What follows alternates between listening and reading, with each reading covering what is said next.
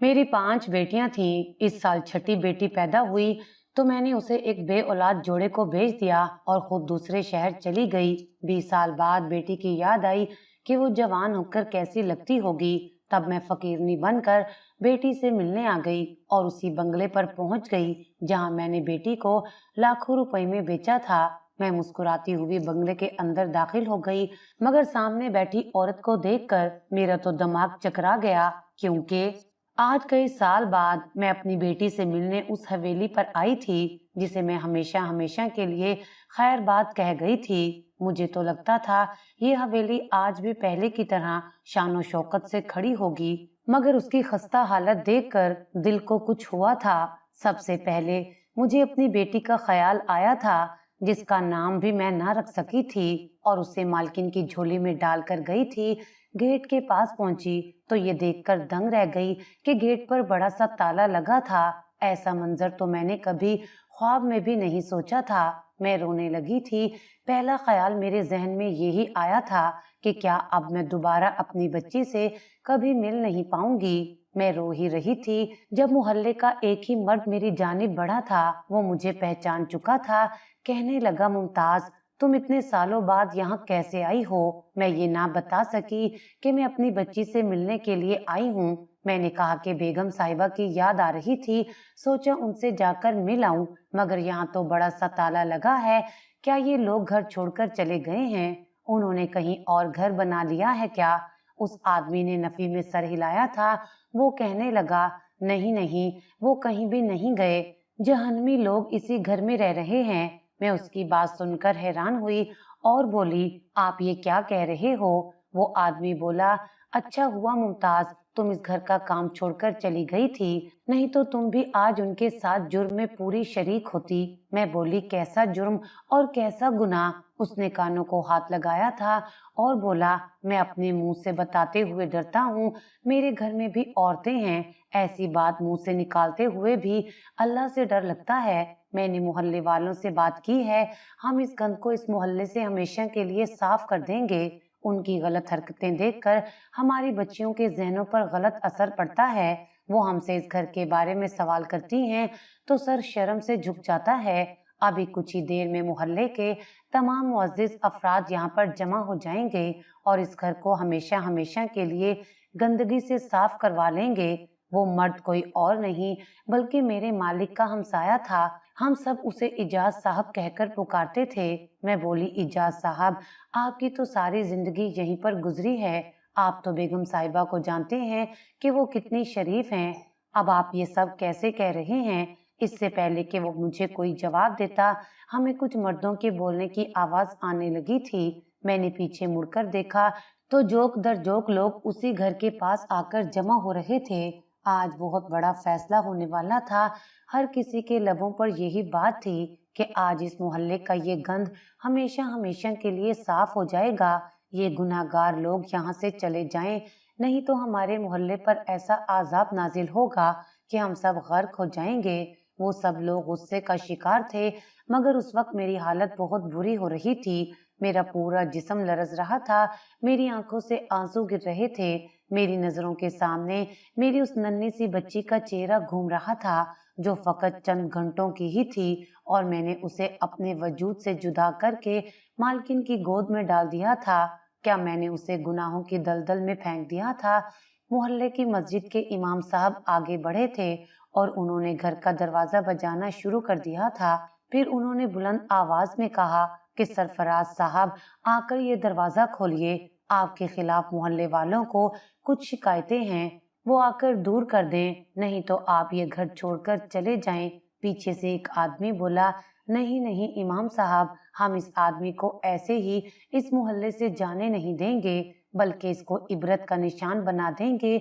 इसके घर वालों को पत्थरों के साथ संसार कर देंगे, ताकि आज के बाद कोई इस तरह का गुनाह और जुर्म करने का सोचे भी ना। इमाम साहब ने कहा कि चुप कर जाओ, अगर तुम लोग मुझे यहाँ पर बड़ा बनाकर लाए हो तो मुझे ही मामला देख दो। मैं दिल ही दिल में दुआएं करती जा रही थी कि या अल्लाह, मेरी बच्ची इस घर में महफूज हो। बड़ी देर तक इमाम साहब दरवाजा खटखटाते रहे थे, मगर घर से किसी ने दरवाजा खोलने की जहमत ना की थी। तभी कुछ नौजवान आगे बढ़े थे। उन्होंने इमाम साहब की जानिब से इजाजत तलब नजरों से देखा। मौलवी साहब ने सर असबात में हिला दिया था तो दो लड़के दीवार फलांग कर घर में दाखिल हो गए थे और फिर उन्होंने गेट के सामने छोटा सा दरवाजा खोल दिया था। इमाम साहब आगे बढ़ गए थे। अभी और भी लोग अंदर की जानिब दाखिल होने लगे थे, मगर मैंने सबको धक्का देकर पीछे कर दिया था और खुद अंदर की जानिब भाग गई थी। भागते भागते लाउंज में आ गई थी। जैसे ही मेरी नजर मेरी बच्ची पर पड़ी तो मैं जमीन पर गिर पड़ी थी। मेरी आंखों से आंसू बहने लगे थे। मैं चिल्लाकर बोली, इतना बड़ा गुनाह, इतनी बड़ी ज्यादती। तभी सब लोग भी घर के अंदर दाखिल हो गए थे, जबकि मेरी बच्ची भागकर, मैं उम्मीद से थी, मैंने ऊपर तले 5 बेटियां पैदा की थीं। बच्चों की पैदाइश में वक्फा ना होने की वजह से मेरी हालत बहुत खराब हो गई थी। घर में खुराक की भी किल्लत थी। 2 वक्त की रोटी तो आराम से खाना नसीब नहीं होती थी। मैं माँ थी, अपना पेट काट कर अपने हिस्से का खाना भी बच्चों को दे देती थी ताकि उनका पेट भरा रहे। मैं उठने बैठने से भी परेशान थी, मगर मेरी सास को तो मेरी फिक्र ही नहीं थी। वो हर वक्त मुझे ताने दिया करती थी। कहने लगी, जब से ये सब्ज कदमों वाली लड़की हमारे घर में आई है, सारा रिस्क चाट गई है और फिर अपनी तरह 5 मनहूस बेटियां भी जन्म दी हैं। मेरा तन तनहा बेटा इन डाइनों को कैसे पालेगा? ये सब बातें सुनकर मेरा दिल कांप कर रह जाता था, मगर मेरी सास इतने में ही बस नहीं करती थी। वो आगे से कहती कि अगर इस बार भी तूने बेटी जनी तो मैं तुम्हें तलाक दिलवा दूंगी, अपने बच्चे की शादी कहीं और करवा दूंगी। हमें नहीं चाहिए बेटियां। अल्लाह मेरे बेटे को एक बेटा दे दे जो मेरे बेटे का सहारा बने और उसके साथ मिलकर रोजी कमाए। पहले पहल तो जब मेरी सास मेरे साथ लड़ती थी तो मेरा शोहर बहुत एतराज करता था। वो अपनी अम्मी से कहता था कि खुदारा आप ऐसी बातें ना किया करें, मुमताज मेरी बीवी है और इसका ख्याल रखना मेरी जिम्मेदारी है। पहले 2 बेटियां हुई थी तो भी मेरा शोहर अच्छा था। तीसरी बेटी की दफा मेरा शोहर खामोश सा था, मगर उसने कोई बुरी बात मुंह से नहीं निकाली थी। चौथी बेटी की बारी, मेरे शोहर ने उदासी से मेरी जानिब देखा और कहने लगा, काश इस बार बेटा हो जाता तो अम्मी हमें तंग ना करती। मैं उसकी बातें सुनकर सर्द आह भरकर रह गई थी। मगर जब 5वीं बेटी पैदा हुई तो मेरे शोहर के माथे पर भी बल पड़ गए थे। वो कहने लगा कि मैं तन्हा कमाने वाला हूँ और मेरी मुलाजमत भी इतनी अच्छी नहीं है। मैं दिहाड़ीदार मजदूर हूँ। एक दिन काम मिल गया तो 2 दिन काम की तलाश में फिरता रहता हूँ। मैं इतनी बच्चियों का बोझ कैसे बर्दाश्त करूंगा? अब की बार जब मैं हामला हुई तो मेरा शोहर मेरा हाल चाल तक न पूछता था। उसे मुझसे कोई सरोकार नहीं था। पहले पहल तो वो मुझसे प्यार करता था, मगर जूं जूं हमारी शादी को कुछ अरसा गुजरता गया, मेरा शोहर मुझसे दूर होता गया था। आज मेरी तबीयत बहुत खराब थी तो मैंने अपने शोहर का हाथ पकड़ लिया और रोते हुए कहा, एहसन, तू तो ऐसे करता है जैसे मुझे कभी देखा ही नहीं है।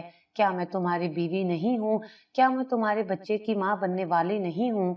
मेरी जिम्मेदारी तुम पर है, फिर तुम ऐसे क्यों करते हो? तो मेरे शोहर ने मुझे अजीब सी नजरों से देखा और कहने लगा कि हाँ, तुम तो जब से ब्याह कर इस घर में आई हो मुझ पर जिम्मेदारियां और बोझ डालती रही हो। कभी जो तुम्हारी तरफ से खैर की खबर आई हो। मैं भी इंसान हूँ, मैं भी तंग आ गया हूँ। मैं ये सब बर्दाश्त नहीं कर सकता। उसकी बात सुनकर तो मेरे हौसले बिल्कुल पस्त हो गए थे। मैं बोली, क्या बर्दाश्त नहीं कर सकते? बच्चियों की पैदाइश, इसमें मेरा कोई गुनाह नहीं, ये तो अल्लाह की देन है। तो मेरा शोहर कहने लगा कि बस बस, बहुत बातें हो गईं, उठो और जाओ, मेरा सर ना खाओ। अब मेरे शोहर को ना तो मेरी फिक्र थी और ना ही बच्चियों की। वो खुद तो बाहर से पेट भर कर खा आता था, जबकि उसकी माँ के लिए उसकी शादीशुदा बहन खाना दे जाती थी। वो भी उसी मोहल्ले में रहती थी, पीछे भूखी रह जाती थी। मैं और मेरी बेटियां। मैंने मोहल्ले में एक औरत से कहा कि अगर तुम्हारी नजर में कोई ऐसा घर हो जिसमें मुलाजमा की जरूरत हो तो मुझे लगवा देना। मेरे घर के हालात अच्छे नहीं हैं। तो मेरी पड़ोसन कहने लगी कि तुम इस हालत में कैसे काम करोगी?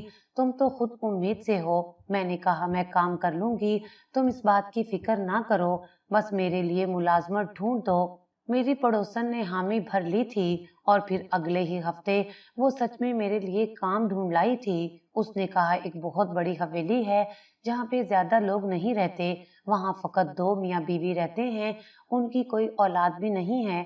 तुम उनके घर का काम कर लिया करो, तुम पर ज्यादा बोझ नहीं पड़ेगा और वो तुम्हें अच्छा खासा मुआवजा भी देंगे। मैंने फौरन हामी भर ली थी और कहा कि आज रात मैं अपने शोहर से बात करूंगी, कल से मैं काम पर जाने लगूंगी। मेरी पड़ोसन ने कहा ठीक है, कल मैं तुम्हें अपने साथ ले चलूंगी और तुम्हें मालकिन से मिलवा दूंगी। मैं शाम को अपने शोहर का इंतजार कर रही थी। ना जाने मेरे दिल में ये ख्याल बार बार क्यों आ रहा था कि क्या पता ऐसा मुझसे कहेंगे कि तुम्हारी हालत ठीक नहीं है, तुम किसी के घर काम करने नहीं जाओगी, तुम्हारी रोटी मेरे जिम्मे है, मैं ही सब कुछ पूरा करूंगा। शाम को जब मेरा शोहर काम से वापस आया तो मैंने उसे कहा कि एहसन, मुझे घर में काम मिल गया है, अगर आप इजाजत दें तो मैं हवेली में काम कर लिया करूं। एहसन ने मेरी जानिब अजीब सी नजरों से देखा था। वो कहने लगा कैसा काम है? मैंने कहा सफाई सुथराई का और खाना पकाने का। एहसन कहने लगा शुक्र है कि मुझे तुमसे आज कोई अच्छी खबर आई है, जाओ जाकर काम करो ताकि मेरा भी बोझ कम हो जाए। मुझे इस बात की खुशी भी थी कि मुझे काम की इजाजत मिल गई है, मगर मेरे अंदर जो मान था वो टूट गया था।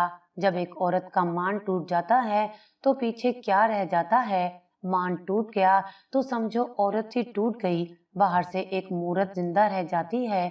अगले दिन मुझे पड़ोसन मालकिन के घर ले गई थी। उसने मेरी हालत देखी तो कहने लगी मुमताज, तुम घर की सफाई कैसे करोगी? तुम तो खुद उम्मीद से हो, मुझे तुम्हारी पड़ोसन ने तुम्हारे मुतल्लिक बताया है। तो मैं बोली कि मालकिन आप बिल्कुल फिक्र ना करें, ये कौन सा मेरा पहला बच्चा है जो मैं नाजुक मिजाज बनकर बिस्तर से लग जाऊंगी। मैं छठी बार हामला हो रही हूँ और जहाँ अपने घर के इतने काम करती हूँ वैसे यहाँ भी कर लिया करूंगी।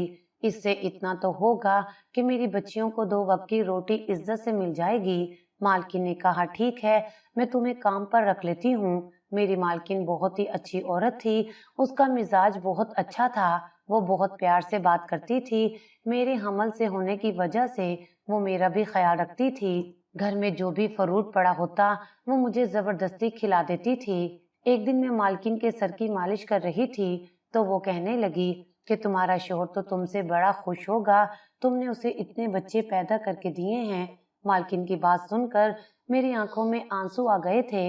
मैंने कहा एहसन मेरा फुफ्फीजाद था, उसने मुझसे मोहब्बत की शादी की थी, मगर फिर जब मेरे घर 5 बेटियों की विलादत हो गई तो उसने भी मुझसे नजरें फेर ली। वो मुझे अब पसंद नहीं करता। मेरे घर छठा बच्चा पैदा होने वाला है, जबकि एहसन ने पहले से ही मुझे आंखें दिखाना शुरू कर दी हैं। मैं अपने इस बच्चे के लिए परेशान हूँ। मेरे तो पहले 5 बच्चे भूखे और खुराक की कमी की वजह से बहुत कमजोर और लाग़िर हैं। न जाने इस बच्चे की खुराक को मैं कैसे पूरा कर सकूंगी। तो मालकिन बोली थी।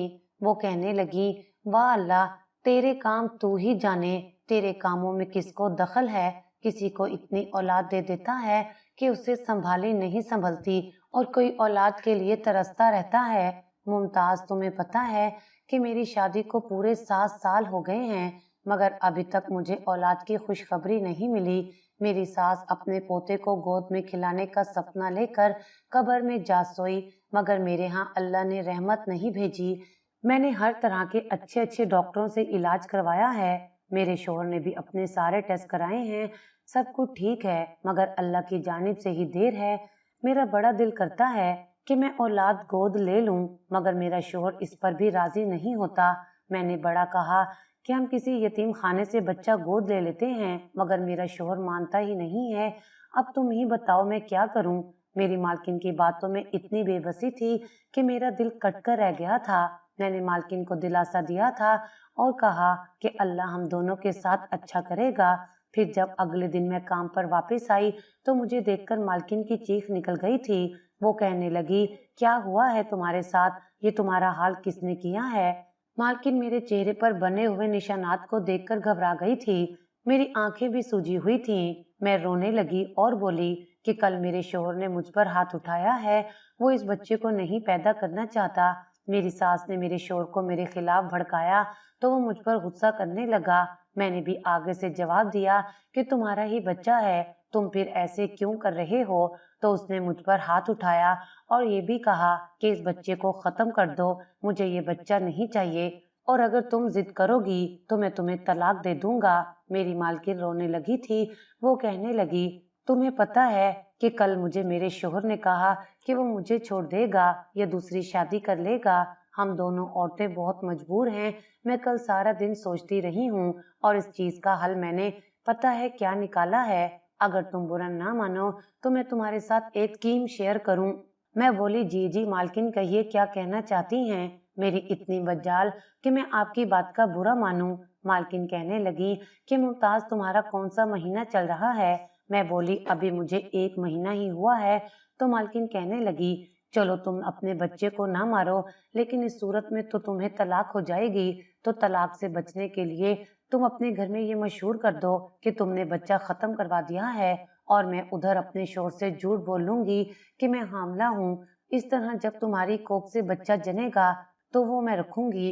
तुम्हारे शोर को इल्म नहीं होगा। ये अब तुम पर मुनज़िर है कि तुमने अपना हमल अपने घर वालों से कैसे छुपाना है और अपने शोर को इस बात का किस तरह से यकीन दिलाना है कि मैं सच में हामला हूँ। ये तुम मुझ पर छोड़ दो। तुम्हारे यहाँ बेटी हुई या बेटा हुआ, जो भी हुआ, वो तुम मेरी गोद में डाल देना और उसके एवज में तुम्हें 20 लाख रुपए नकद दूंगी, और फिर तुम ये शहर छोड़कर चली जाना। बोलो, तुम्हें मंजूर है। इस तरह तुम्हारे होने वाले बच्चे की जान भी बच जाएगी, तुम्हारा घर भी नहीं उजड़ेगा, और फिर तुम अपनी बेटियों के साथ ऐशो आराम से जिंदगी गुजार सकोगी। उन्हें जिंदगी की बुनियादी सहूलियात फराम करने के काबिल हो जाओगी। मेरी आंखों से आंसू बह रहे थे। मैंने कहा, मालकिन, अगर ऐसा हो जाए तो बहुत ही बेहतर होगा। आप तो मेरे लिए मसीहा साबित होंगी। उस दिन हम दोनों गमों की मारी औरतों ने ये फैसला कर लिया था कि हम ये बात पूरी दुनिया से छुपा कर रखेंगी। मैं शाम घर वापस गई तो मेरा शोर सहन में ही बैठा था। उसके तेवर अभी भी कड़े थे। वो कहने लगा, हाँ मुझे बताओ, तुमने क्या फैसला किया है। मुझे रखना है कि छठी बेटी रखनी है। मैंने अपने शोर का हाथ पकड़ लिया और उससे कहा कि मैं तुम्हारे साथ रहना चाहती हूँ। कल ही मैं अस्पताल जाकर इस बच्चे को खत्म करवा आऊंगी। तब कहीं जाकर मेरे शोर का मिजाज बेहतर हुआ था। मेरी सास भी बड़ी खुश हो गई थी, लेकिन मैं अंदर से टूट कर रह गई थी। अब जब भी मैं काम पर जाती तो मेरी मालकिन मुझे काम न करने देती, बल्कि सारा दिन कहती कि तुम आराम करो, क्योंकि तुम्हारी कोख में मेरी अमानत पल रही है। और फिर जबरदस्ती मुझे खाना भी खिला दिया करती थी। फल फ्रूट तो वो हमेशा मेरे लिए तैयार ही रखती थी। मालकिन ने घर में एक और मुलाजमा रख ली थी जो काम काज करती थी और मुझे आराम दिया जाता। महीने के आखिर में मालकिन मेरे हाथों पर तनख्वाह भी रख दिया करती थी। ये 9 माह बड़े अच्छे गुजर गए थे। मुझे मेरे किसी भी हमल के दौरान इतना आराम नहीं मिला था। ये तो मालकिन का बड़ापन था कि वो मेरा ख्याल रख रही थी। मेरी सेहत भी बहुत अच्छी हो गई थी। मालकिन ने मुझसे कहा था कि तुम आजकल अपनी घरेलू टेंशन से भी दूर रहो। अगर तुम्हारा शोर तुम्हारे साथ लड़ता है तो भी उसके मुतल्लिक मत सोचो। तो मैं मुस्कुरा देती और कहती कि ऐसा कैसे मुमकिन है, जब मेरे बच्चे भूखे हैं तो मैं कैसे टेंशन ना लूं। अब मालकिन मेरी बच्चियों के लिए भी खाना भेजने लगी थी। शोर का मिजाज अब कदरे बेहतर होने लगा था, क्योंकि उसका खर्चा जो घट गया था। मैं मालकिन से पूछती कि मालिक का रवैया अब आपके साथ कैसा है, क्या वो दूसरी शादी से बाज आ गए हैं। तो मालकिन के चेहरे पर उदासी फैल गई थी। वो कहने लगी कि हाँ, मेरा शोहर दूसरी शादी से तो बाज आ गया है, लेकिन चुपचाप सा रहता है। शायद उसे उम्मीद नहीं थी कि मैं उसे औलाद की खुशखबरी दूंगी। लगता है मैंने उसके अरमानों पर पानी फेर दिया है, तो वो अपने लिए दूसरी दुल्हन भी तलाश किए बैठा होगा, तभी तो चुपचाप सा रहता है। लेकिन तुम फिक्र ना करो, आहिस्ता आहिस्ता हम दोनों के मामलात भी ठीक हो जाएंगे। मैं काम पर जाती थी तो मालकिन मुझे एसी वाले कमरे में लिटा देती थी। तब मैं अपने पेट पर हाथ रखकर अपने होने वाले बच्चे के साथ ढेरों बातें किया करती थी। मैंने उसे अपनी मजबूरी बताई थी, उसे समझाया था कि मुझसे नफरत ना करना, तुम्हारी माँ मजबूर है, तो तुम जैसे ही पैदा होगी मैं तुम्हें गैरों के हाथों में सौंप कर चली जाऊंगी। लेकिन फिक्र ना करना, ये जो औरत है ये गैर नहीं है, ये तुम पर जान निछावर करेगी। लगता है मैंने अपनी बेटी के साथ जो वादे किए थे وہ جھوٹے نکلے تھے، کیونکہ آج جب میں گھر میں داخل ہوئی تو عجیب ہی منظر دیکھا تھا۔ میری بیٹی مالک کے ساتھ جڑ کر بیٹھی ہوئی تھی، جبکہ جو مالکن تھی وہ تو گھر کے کام کاج میں مصروف تھی۔ مالک کے الفاظ میری سماعت میں گونجے تھے۔ وہ کہہ رہا تھا، نازش، میں تم سے بے تحاشا محبت کرتا ہوں۔ جب سے تم سے شادی ہوئی ہے میری تو دنیا ہی بدل گئی ہے۔ میں چیخ پڑی تھی اور بولی تھی، یہ تو سراسر گناہ ہے۔ تب تک باقی لوگ بھی گھر میں داخل ہو چکے تھے۔ ایک آدمی نے آگے بڑھ کر مالک کو گریبان سے پکڑ لیا تھا اور کہنے لگا کہ یہ کیا بےہودگی ہے، یہ کیا بے شرمی ہے، تم اپنی بیٹی کے ساتھ شادی کیسے کر سکتے ہو؟ میرا دماغ گھوم رہا تھا، ایسا لگتا تھا ابھی چکرا کر گر جاؤں گی۔ امام صاحب آگے بڑھے تھے۔ انہوں نے مالک سے کہا کہ تم مجھے سچ سچ بتاؤ کہ تم پر محلے والوں نے جو تہمت لگائی ہے کیا وہ سچی ہے؟ کیا تم سچ میں اپنی بیٹی سے نکاح کر چکے ہو؟ یہ لڑکی تمہارے نکاح میں ہے؟ تو مالک نے اس بات میں سر ہلا دیا تھا۔ اس نے کہا، ہاں میں اس لڑکی کے ساتھ نکاح کر چکا ہوں، مگر میری بات سنیے۔ مالک کی بات ابھی مکمل ہی نہیں ہوئی تھی کہ کچھ لوگ آگے بڑھے تھے۔ انہوں نے مالک پر حملہ کر دیا تھا۔ مالک نے اپنی جان بچانے کے لیے کہا، رکو میری بات سنو، یہ میری بیٹی نہیں ہے، یہ لڑکی میری بیوی نے گود لی تھی۔ تب امام صاحب کہنے لگے کہ لے بالغ بیٹیوں کے ساتھ بھی نکاح جائز نہیں ہے۔ تو نے یہ کیا کیا ہے؟ تم نے غلط کیا ہے۔ میں بھی تھر تھر کانپ رہی تھی، جبکہ میری معصوم سی بیٹی بھی گھبرا رہی تھی۔ مالکن آگے بڑھی اور کہنے لگی کہ امام صاحب آپ میری پوری بات سنیے۔ امام صاحب کہنے لگے، ہاں بیٹی تم بتاؤ کیا سچ ہے اور کیا جھوٹ؟ مالکن بولی کہ میں شادی کے 7 سال بعد بھی اولاد پیدا نہیں کر سکی تھی تو میرے شوہر نے مجھے دوسری شادی کی دھمکی دی تھی، اس لیے میں نے اپنی ملازمہ سے اس کی بیٹی لے لی تھی اور یہی کہا تھا کہ یہ میری اپنی بیٹی ہے۔ یہ ملازمہ آپ سب کے سامنے کھڑی ہے، اس سے پوچھ لیجئے۔ میں نے اس بات میں سر ہلا دیا تھا اور بولی کہ ایسی ہی بات ہے۔ تب مالکن کہنے لگی کہ میں نے اپنے شوہر کو بتایا کہ میں حاملہ ہوں، مگر میرا شوہر خوش نہیں ہوا تھا۔ جس روز یہ بچی میری گود میں آئی اس دن میرے شوہر نے مجھ سے کہا کہ میں تمہیں ابھی کے ابھی طلاق دے کر گھر سے نکال دوں گا، نہیں تو مجھے سچ سچ بتا دو یہ کس کی بیٹی ہے۔ میں نے اپنے شوہر کو یقین دلانے کی کوشش کی کہ یہ میں نے جنی ہے۔ تب میرا شوہر کہنے لگا کہ میں تو بانجھ ہوں، میں تو اولاد پیدا کر ہی نہیں سکتا، پھر یہ کس کی بیٹی ہے؟ تم نے کہاں منہ کالا کیا ہے؟ یہ بات سن کر تو میں گڑبڑا گئی تھی۔ میں بولی کہ میں نے کہیں بھی منہ کالا نہیں کیا، بلکہ یہ بچی میں نے ملازمہ سے لی ہے، اس کو میں اپنی بیٹی بنا کر رکھوں گی۔ امام صاحب میں اس وقت اتنی پریشان تھی کہ میرا جھوٹ میرے شوہر کے سامنے آ گیا تھا۔ میں تو اپنے شوہر سے نظریں ملانے کے قابل نہیں تھی۔ وہ مجھے اٹھتے بیٹھتے اس بات کا تانا مارتا تھا کہ تم اس قدر مکار عورت ہو کہ 9 ماہ تک میرے سامنے مکاری کی کہ تم حاملہ ہو۔ میرے شوہر نے مجھے تانوں کے نیچے دبا دیا تھا۔ اس نے تو مجھے اس بات کا احساس بھی نہیں ہونے دیا کہ وہ خود بانجھ ہے، اس میں کتنا بڑا عیب ہے، مگر وہ اپنا عیب چھپا لیا کرتا تھا۔ شادی کے بعد اس نے ہمیشہ مجھ سے اولاد کا تقاضا کیا تھا۔ میرا دھیان کسی اور جانب گیا ہی نہیں تھا، اور جب مجھے شوہر کی حقیقت پتہ چل گئی تو اس نے مجھ پر مکاری کا الزام لگا دیا۔ میں خود کو پارسا ثابت کرتی رہی۔ مجھے تو پتہ ہی نہیں تھا کہ میرا شوہر مجھ سے میرے جذبات کے ساتھ کھیل رہا ہے۔ میرے شوہر نے مجھ سے صاف صاف کہہ دیا تھا کہ وہ اس بچی کو گھر میں نہیں رکھے گا۔ محلے والوں کی نظر میں تو نازش میری ہی بیٹی تھی اور میرے ہی ساتھ رہتی تھی، مگر ایسا نہیں تھا۔ نازش کے لیے میں نے الگ سے ملازمہ رکھی ہوئی تھی۔ نازش اس کے ساتھ سرونٹ کوارٹر میں ہی رہتی تھی۔ ان سالوں میں کبھی بھی میرے شوہر نے اس لڑکی کو نہ تو دیکھا تھا اور نہ ہی باپ والا رویہ رکھا تھا۔ میں بھی اس بچی کی ماں نہ بن پائی تھی، بس پورے دن میں 1 آدھ گھنٹے کے لیے اس کے پاس چلی جاتی تھی۔ میرا شوہر اب بھی میرے ساتھ بہت برا تھا۔ وہ مجھے دیکھ کر طنزیہ ہنس دیتا تھا اور کہتا، میرے سامنے تم نے نقلی حمل کا ناٹک کیا ہے اور نہ جانے کیا کچھ کرتی رہی ہوگی، نہ جانے میری ناک کے تلے کتنے عشق لڑائے ہوں گے۔ میں تو ان باتوں میں ہی الجھ کر رہ گئی تھی۔ کبھی پلٹ کر سوال کرنے کا خیال ہی نہ آیا کہ جھوٹے انسان تو تم ہو، تم نے میری جوانی رول دی، بانجھ خود تھے، اولاد مجھ سے مانگتے تھے۔ خیر جب نازش 17 برس کی ہو گئی تو ایک دن وہ میرے پاس آئی تھی، تب میرے شوہر کی نظر اس پر پڑی۔ وہ پورا سال خاموش رہا، کچھ نہیں بولا، مگر جب وہ 18 برس کی ہو گئی تو میرے شوہر نے میرے سامنے طلاق کے کاغذ رکھ دیے تھے۔ کہنے لگا تمہیں طلاق دے دوں گا، نہیں تو میرا نکاح نازش سے کروا دو۔ میرا شوہر جانتا تھا کہ طلاق ایسی چیز ہے جس سے میں بہت دبتی تھی، کیونکہ میرے والدین کا انتقال ہو چکا تھا اور میرے پاس رہنے کے لیے اور کوئی ٹھکانہ نہیں تھا۔ نازش بھی نکاح نہیں کرنا چاہتی تھی، مگر وہ بھی میری طرح مجبور تھی، اس کے پاس اور کوئی چارہ نہیں تھا۔ نکاح کے بعد میرے شوہر نے مجھے اس گھر کی ملازمہ بنا دیا اور نازش کو مالکن، نہ جانے محلے میں یہ بات کیسے پھیل گئی۔ اچھا ہی ہوا۔ خیر نازش آگے بڑھ کر کہنے لگی مجھے اس آدمی سے خلا چاہیے۔ خیر امام صاحب نے پولیس کو بلایا اور نازش کے زبردستی نکاح کا مقدمہ درج ہو گیا۔